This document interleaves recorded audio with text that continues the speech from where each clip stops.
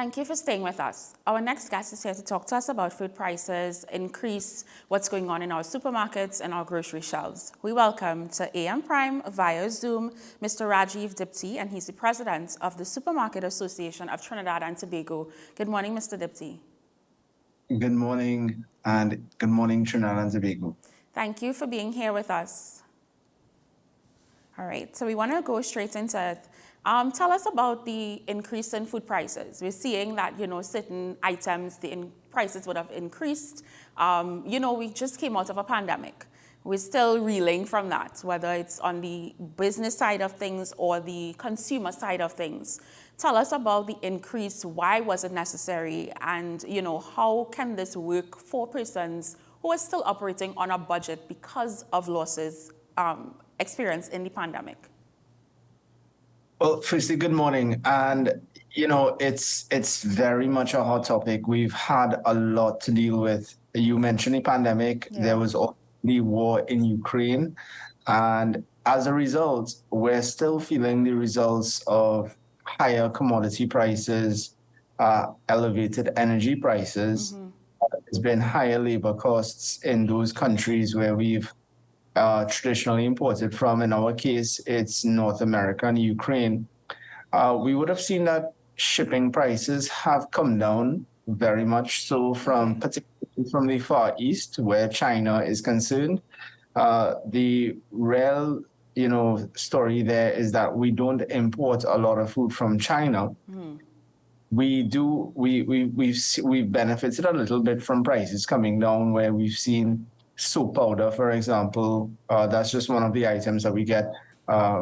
Prices have come down. We've seen oil prices come down, but commodity prices, and we can reference the latest FAO report here because they would have posted their March report just a few days ago. Yes.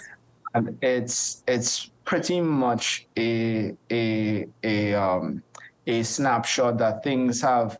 It's good, and it's also, it's in a way it's showing that things are stabilizing, that things are, particularly when you consider what food prices are, they are in a way still trying to stabilize at a point where consumers can access the prices. We've had a lot of issues, particularly with transshipment, particularly with some of the goods that we get. There's still not a lot of stability in the market. Now, one of the things to consider is that this time last year, we would have seen food prices experience a frequency of price increases. Right. We're not seeing anything like that at all this year. This year is a story of the world market trying to recalibrate itself. It's because you've had the effect of economies reopening. Yes. You've had the effect of economies, particularly where demand and supply is concerned. You have demand soaring now, and supply is trying to catch up to that soaring demand. So you've had the food, you've not benefited as yet from the bulk buying that we traditionally get the specials on, but we've had a lot of importers telling us that, look, we're feeling that the food prices are leveling out. They're feeling that this is something, as soon as the stable prices and the decreases where applicable are able to be passed on, that's something that's going to be possible. And for us at the supermarkets, we're trying our best still to put out the specials, the promotions, the discount deals. And it's something that we're working with customers on, because we're very cognizant of their price points and what they can work on right now. You've got more of deals. I've been noticing that a lot of items are being broken up. They're being sold. We're finding more creative ways to pass on these specials to the customers. So it's something that we're staying very much on top of. Okay. In terms of mentioning that things are stabilizing, as compared to last year, there were rapid increases, and this year we're kind of seeing that it's not been increased as much as it did last year. Is this going to be reflected in the pockets of citizens in terms of the prices? So is it that we're going to feel this, decrease in increases, so to speak? So I'm glad you asked the question, because it's not just, it's a confluence of factors that play into this equation. You have a situation where the cost of living in particular has been affected. Yes.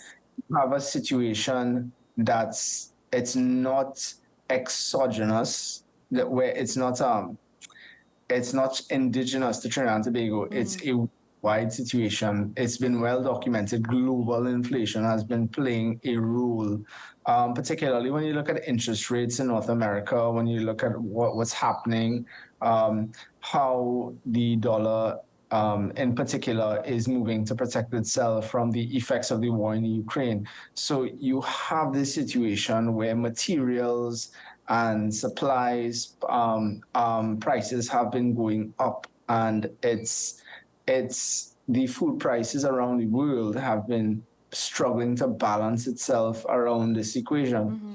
So, even in Trinidad and Tobago right now, we're considering a rate increase, and what that means for utilities, what that means for the cost of operation. So we have all these things that are playing out right now, and we're balancing delicately where this situation is coming out. So it's not just one thing that's going to determine whether or not it's easy for consumers. We have consumers who've been on fixed income for a very long time. Adjustments have had to be made. What stores have been doing is trying their best to ensure that the basics when you go to the stores are amongst the lowest margins inside the stores.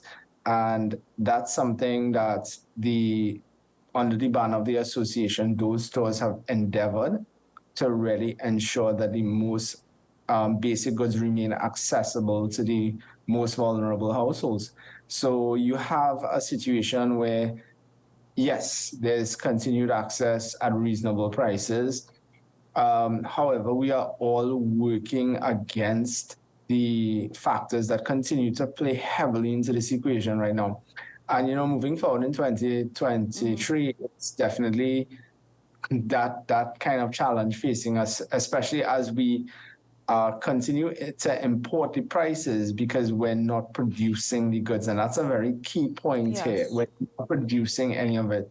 We had a situation last year where we had the Agri Expo. We talked a lot about what we're doing as a country and a region for food security. We've yet to see some of these projects bear fruit. And where they will bear fruit is when we can say that we have some measure of control over the production of the items that we require for food security. Right. In terms of that point you made with us not producing locally, for products that we do produce locally, is it that we can assume that prices are going to be reasonable, or are they going to be competitive on the level of products that we do import? So when we talk about production, we need to talk about the scale of production. We need to talk about the inputs of production, because even where we have local manufacturing happening in Trinidad and Tobago, we import those inputs for production. Let's look at local farmers. The fertilizers, the pesticides, the chemicals, they're all imported. And we've all noticed that since the war broke out in Ukraine, that the nitrogens, the phosphates, all those so forth based chemicals and fertilizers have been affected, because they originate chiefly from those areas in Europe. So you have situations that put limitations on the table with respect to the scope for production. And at the same time, it's something that we consider strongly when we think about production. We are doing our best. We're innovating heavily. I can tell you that at the association, we have an upcoming trade show in June that heavily highlights these cottage producers, these local producers, these um, the buy local campaign is very strong in our opinion. We've seen, particularly during COVID, that a lot of persons, a lot of households, a lot of individuals would have gotten into the production game in a smaller way. And the incentive now is to really try to find financing for them to scale up, ensuring that they meet the required standards to get into the retail environment and to push them, because we're doing all we can right now to ensure local food security and to make a big push there.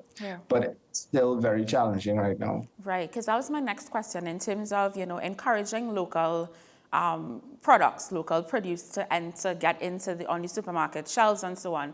Are there any subsidies in place, any incentives? How do persons go about even getting access to this? Yeah, we recognize that local has a space, has a role.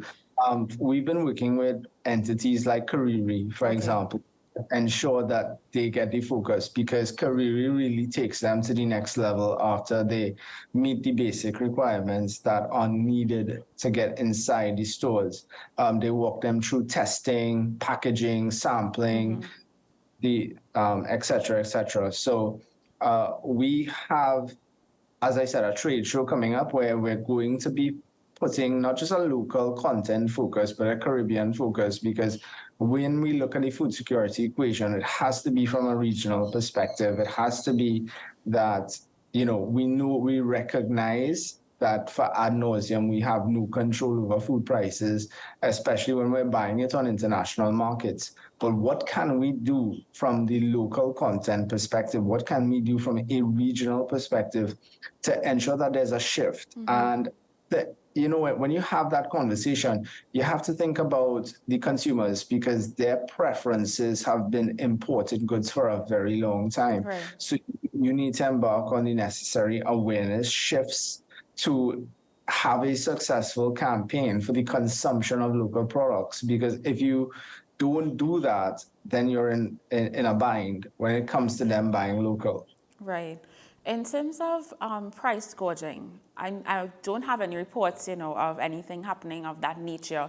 But in instances where a consumer may realize that, the price of something is significantly higher at one establishment versus other spaces, what can the consumer do? And talk to us in general about the association and how you treat with that.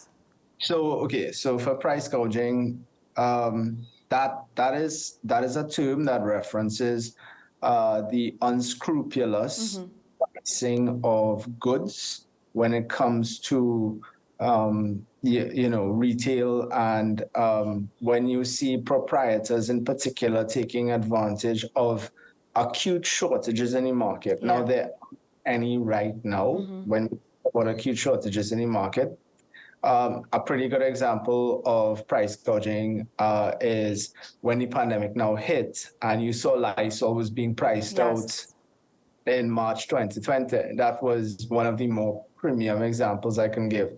However, so if you feel that the prices are unscrupulous and that establishments are taking advantage of your pocket, there is the Consumer Affairs Division of the Ministry of Trade and Industry. You can also message us at the association, but we encourage people to take pictures of to record their experience in terms of their receipts and in terms of the prices. We get lots of reports on social media. What you don't get is the incident reporting that is necessary to escalate a situation.